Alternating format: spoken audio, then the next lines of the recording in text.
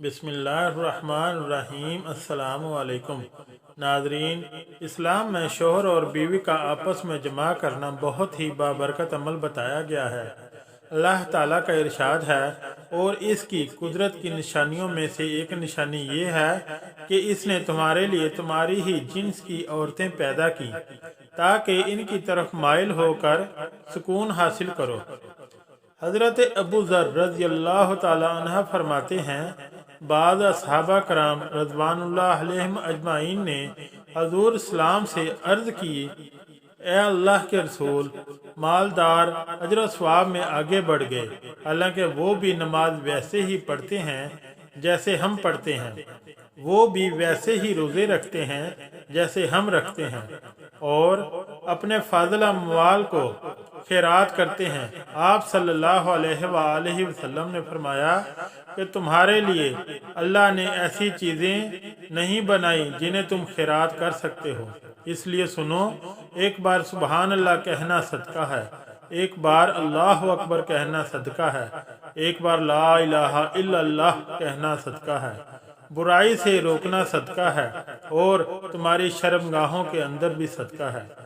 सहाबा कराम रज़वानुल्लाह अलैहिम अजमाइन ने अर्ज़ किया, क्या हम में से कोई शहवत पूरी करे तो ये भी इसके लिए सदका बन सकता है? आप सल्लल्लाहु अलैहि वसल्लम ने फरमाया, बताओ, अगर इसने हराम कारी में इसको इस्तेमाल किया तो क्या इसे गुनाह ना होगा? सहाबा कराम ने अर्ज़ किया, क्यों नहीं? आप सल्लल्लाहु अलैहि वसल्लम ने फरमाया, बस इसी तरह हलाल मौका पर इस्तेमाल करने से सवाब होगा।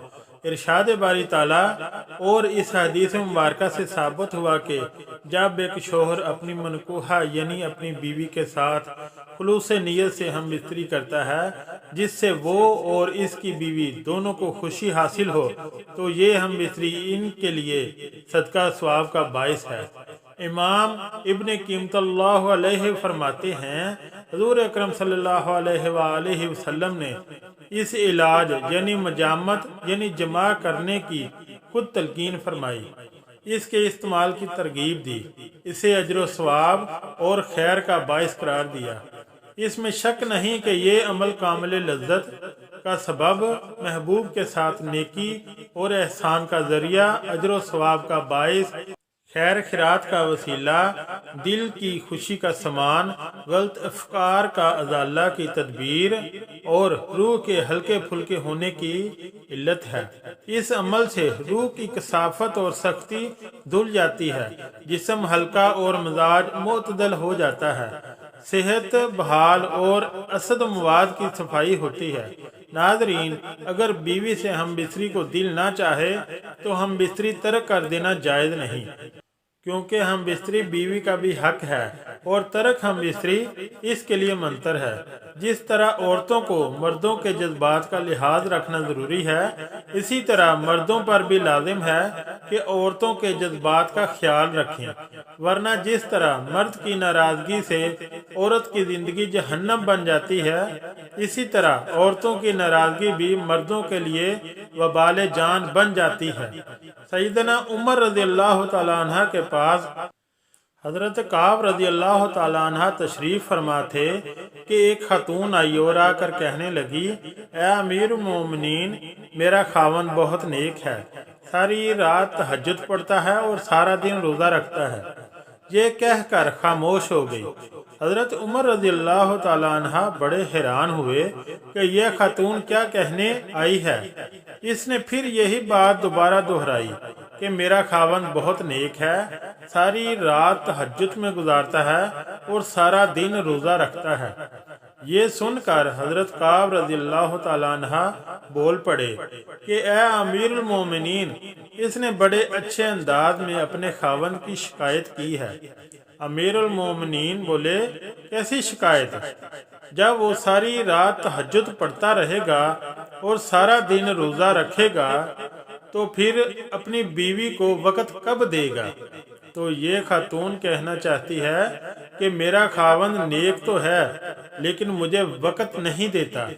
चनाचे हज़रत उमर रज़ियल्लाहु ताला अन्हा ने इसके खावंद को बुलाया तो इसने कहा, हाँ ए अमीरुल मोमिनीन, मैं मुजाहिदा करता हूँ।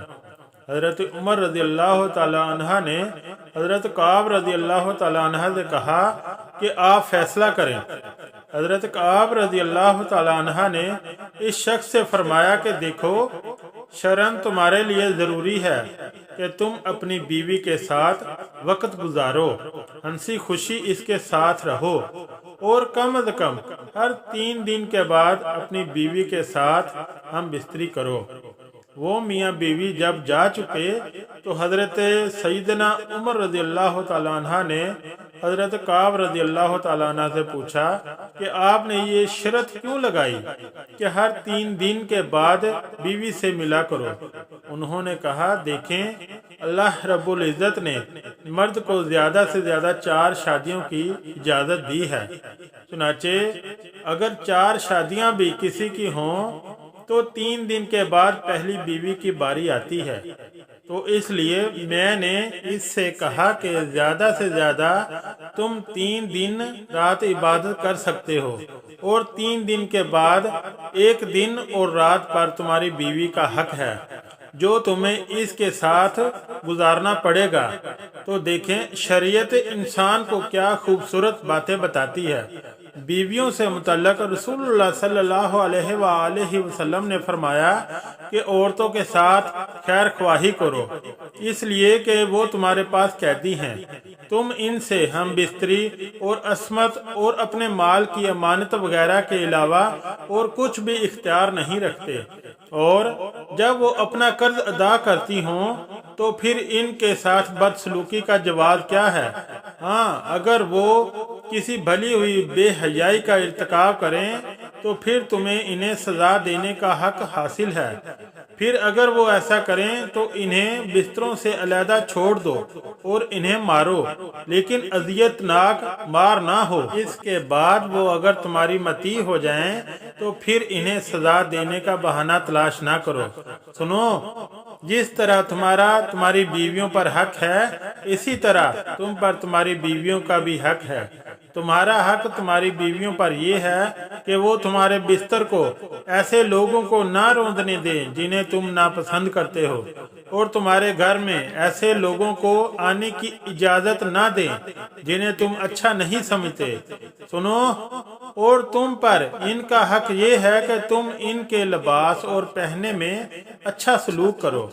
جس طرح عورتوں کو مردوں کے جذبات کا لحاظ رکھنا ضروری ہے، اسی طرح مردوں کو بھی لازم ہے کہ عورتوں کے جذبات کا خیال رکھیں، ورنہ جس طرح مرد کی ناراضگی سے عورت کی زندگی جہنم بن جاتی ہے، اسی طرح عورت کی ناراضگی بھی مرد کے لیے وبال جان بن جاتی ہے۔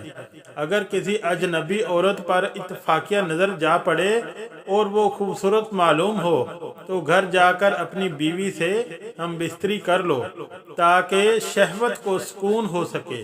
ارشاد نبوی صلی اللہ علیہ وآلہ وسلم ہے کہ جب تم میں سے کسی عورت کو دیکھو اور وہ اسے خوبصورت دکھائی دے تو اسے اپنی بیوی کے پاس چلے جانا چاہیے، کیونکہ عورت کی شکل میں شیطان آتا ہے اور عورت کی شکل میں واپس جاتا ہے۔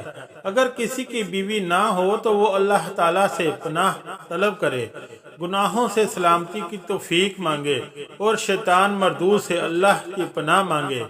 شوہر کے لیے اور بیوی کے لیے یہ جائز نہیں کہ وہ اپنی خلوت کی باتیں کسی غیر پر ظاہر کریں، کیونکہ یہ بے وقوفی اور کمینگی ہے۔ عقل و شعور نے اس سے منع کیا ہے۔